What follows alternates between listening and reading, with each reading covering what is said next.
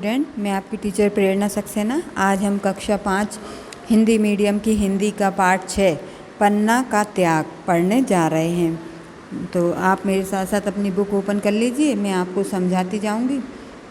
यह एक क्या है, कविता मतलब है, तो इसको अपन को इसका भावार्थ भी और प्रसंग भी देखना पड़ेगा, इसलिए मैं समझाती जा रही हूँ। आप लोग मेरे साथ साथ पाठ के भावार्थ को समझते जाइए, ठीक है ना। तो पन्ना का त्याग, इस पाठ में हम स्वामी भक्ति, देश प्रेम, त्याग, बलिदान, निर्भयता आदि गुणों का विकास ये सब सीखेंगे। अनेकार्थी शब्दें, पर्यायवाची व विलोम शब्दों को जानेंगे और शब्दों के भंडार में वृद्धि करेंगे, ठीक है ना। तो अब पढ़ना शुरू करती हूँ। तलवार उठाकर हाथों में, आँखों में ले खूनी ज्वाला, बनवीर जा रहा महलों में, था जाने क्या होने वाला। लेटे थे उदय सिंह चंदन, पन्ना की ममता छाया में, मन था पन्ना का काँप रहा, महलों को कपटी माया में। तो यह कविता किसने लिखी है, इसके बारे में पाठ का लेखक का जो नाम है वो लिखेंगे। यह कविता हमारी पाठ्य पुस्तक हिंदी भाषा भारती के पाठ 6 पन्ना का त्याग से लिया गया है। लिया गया है। अब इसके बाद इसमें आते हैं अपन संदर्भ। तो प्रस्तुत पद्यांश हमारी पाठ्य पुस्तक भाषा भारती के पन्ना का त्याग नामक कविता से लिया गया है। यह तो हो गया संदर्भ।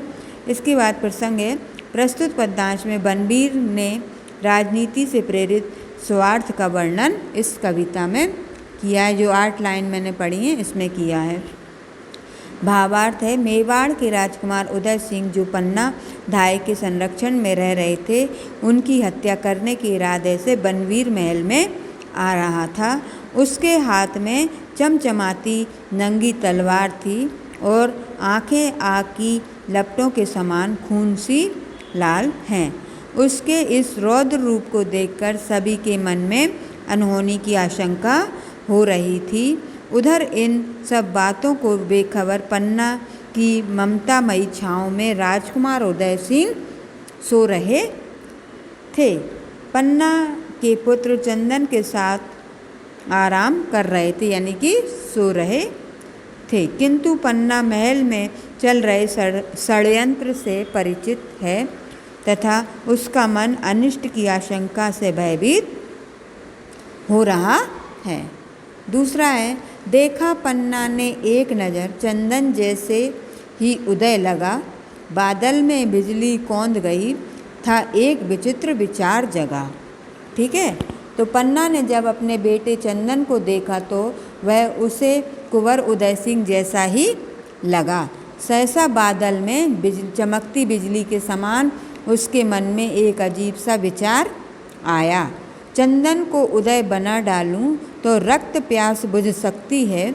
मेवाड़ मही की उदय ज्योत अविरल जलती रह सकती है। उसने क्या सोचा पन्ना ने कि मैं चंदन को उदय बना दूं और बनवीर को कुंवर के खून का प्यास, जो बनवीर कुंवर के खून का प्यासा है, उसकी खून की प्यास बुझ सकती है और मेवाड़ की धरती की यह कुंवर रूपी ज्योति बिना बुझे जलती रह सकती है। अर्थात मेवाड़ का उत्तराधिकारी सुरक्षित रह सकता है। नेक्स्ट पेज पर आते हैं। स्वामी का कर्ज चुकाने को था रोम रोम में ज्वार उठा, बहते थे आंसू लगातार, माँ का ममत्व चीत्कार उठा। अपने स्वामी का कर्ज उतारने के लिए पन्ना का रोम रोम आवेशित हो उठा, है ना। उसकी आंखों में लगातार आंसू बह रहे थे और उसकी ममता चिल्ला रही थी, परंतु वह पर्वत की तरह अपने फैसले पर अड़ग थी। पर्वत सी अविचल पन्ना ने चंदन के वस्त्र बदल डाले, मानो स्वयं विधाता ने सारे नक्षत्र बदल डाले। मतलब वो उसका फैसला अडिग था कि वह अपने बेटे को वो बना देगी उदय सिंह, और उदय सिंह को क्या बना देगी, अपना बेटा चंदन। और उसने तुरंत ही उसके कपड़ों को बदल दिया, मतलब उदय सिंह के जो कपड़े थे, वस्त्र थे, उनको उसने अपने बेटे चंदन को पहना दिए और चंदन के कपड़े उदय सिंह को, ताकि जो बनवीर है उसे ऐसा लगे कि जो चंदन है वही उदय सिंह है। अब उदय सिंह की शैया पर आँखों का तारा सोया था, पाषाण बन गई थी ममता, चंदन सपनों में खोया था। पन्ना ने उदय सिंह के बिस्तर पर अपनी आँखों के पुत्र यानी तारे को, चंदन को सुला दिया। जहाँ उदय सिंह सो रहे थे वहाँ पर उसने अपने बेटे को सुला दिया। उस समय पन्ना की ममता पत्थर बन गई थी और चंदन, जिसे कुछ भी पता नहीं था, वह मीठे मीठे सपनों में खोया हुआ था। पत्तल दोने से बीच छिपा, पत्तल दोने के बीच छिपा, महलों में कीरत निकल चला, उदय सिंह की रक्षा का पन्ना को दृढ़ विश्वास दिला। ठीक है, महल में झूठे पत्तल दोने उठाने वाले कीरत ने पत्तल दोने के बीच अपनी डलिया में कुंवर उदय सिंह को छिपा लिया और पन्ना धाय को कुंवर की रक्षा का विश्वास दिलाकर महल के बाहर ले गया। ठीक है ना। एक चमक सी जाग उठी पन्ना की कातर आँखों में, इतने में आहाकार मचा, यमराज आ गया महलों में। कुंवर उदय सिंह के सकुशल महल से चले जाने पर पन्ना धाय की भयभीत आँखों में मेवाड़ राज्य के कुलदीपक के जीवन की रक्षा से उत्पन्न संतोष के भाव की चमक साफ दिखाई पड़ रही थी। उसी समय अचानक महल में जोर से रोने की चीखें सुनाई देने लगी। पन्ना सासी सी खड़ी रही, कंपित करके संकेत किया, एक मृगी के छोने को सिंह के हाथों सौंप दिया। उसी समय अचानक महल में जोर से रोने की चीखें सुनाई देने लगीं। गुस्से में तमतमाता हुआ बनवीर कक्ष में घुसा, हाथ में नंगी चमचमाती तलवार लिए वह साक्षात यमराज दिख रहा था। बनवीर ने जब कक्ष में प्रवेश किया तो पन्ना सहमी सी खड़ी थी। उसने अपने कांपते हुए हाथों में चंदन की ओर इशारा किया कि यह कुंवर उदय सिंह हैं।